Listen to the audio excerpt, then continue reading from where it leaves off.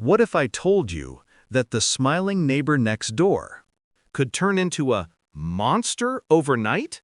Not because they wanted to, not because they were born evil, but because the situation demanded it. What if the teacher who once comforted children, the nurse who once saved lives, or the quiet man who always held the door open for you, suddenly transformed into something unrecognizable? Would you still believe in good people? Or would you start to wonder whether goodness is just a costume? This is not a horror movie.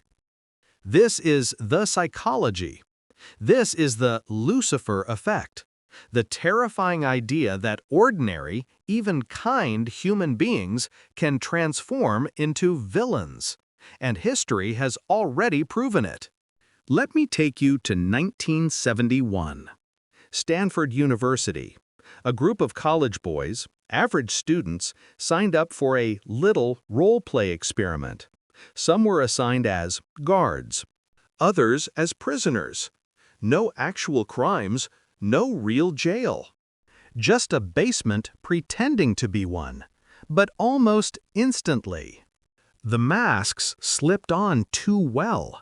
The guards began humiliating and tormenting their prisoners. They forced them into degrading acts.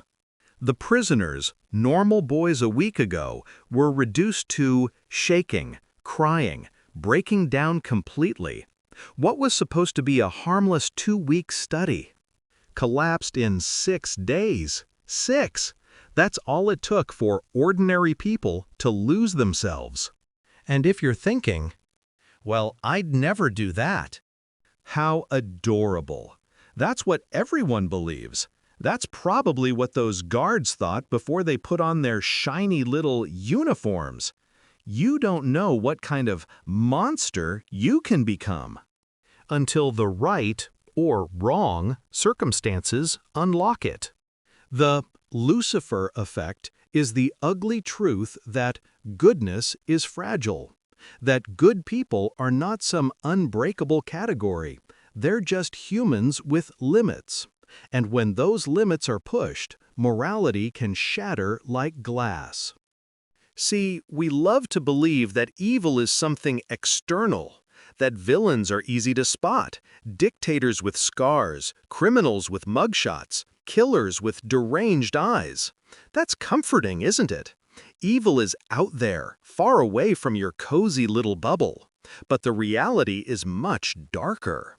Evil is disturbingly ordinary. It wears uniforms. It hides behind authority. It thrives in conformity. And yes, it lives inside you. The descent doesn't happen with thunder and lightning. It's subtle. Step 1, an ordinary person, just like you. Step 2, pressure. A uniform, a title, a group saying, this is how it's done. Step 3, you stop being yourself. You're not John anymore. You're guard. You're not Sarah anymore. You're officer.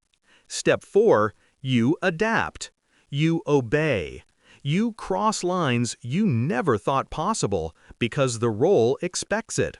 And step 5, you don't even recognize yourself anymore. Think this is just some experiment? Then let's talk about history. Nazi Germany wasn't carried out by a handful of cartoonish villains twirling mustaches. It was millions of ordinary people. Neighbors, teachers, shopkeepers who followed orders, looked away, or told themselves they were just doing their job. Rwanda, Cambodia, Bosnia. The same story again and again. Regular citizens pulled into machinery of blood. Or look closer. Think of cults.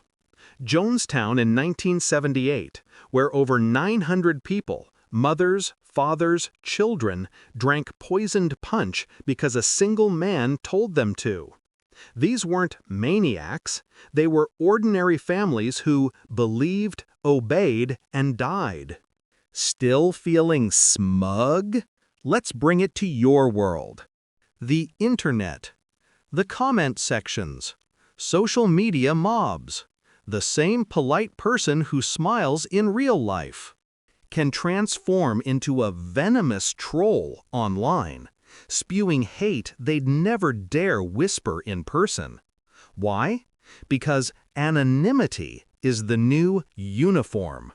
Because when you're part of a crowd, accountability dissolves, and cruelty feels justified. Evil doesn't need a dungeon. It just needs Wi-Fi. And let's not pretend we're immune. Imagine you're in that prison study, wearing the guard's uniform.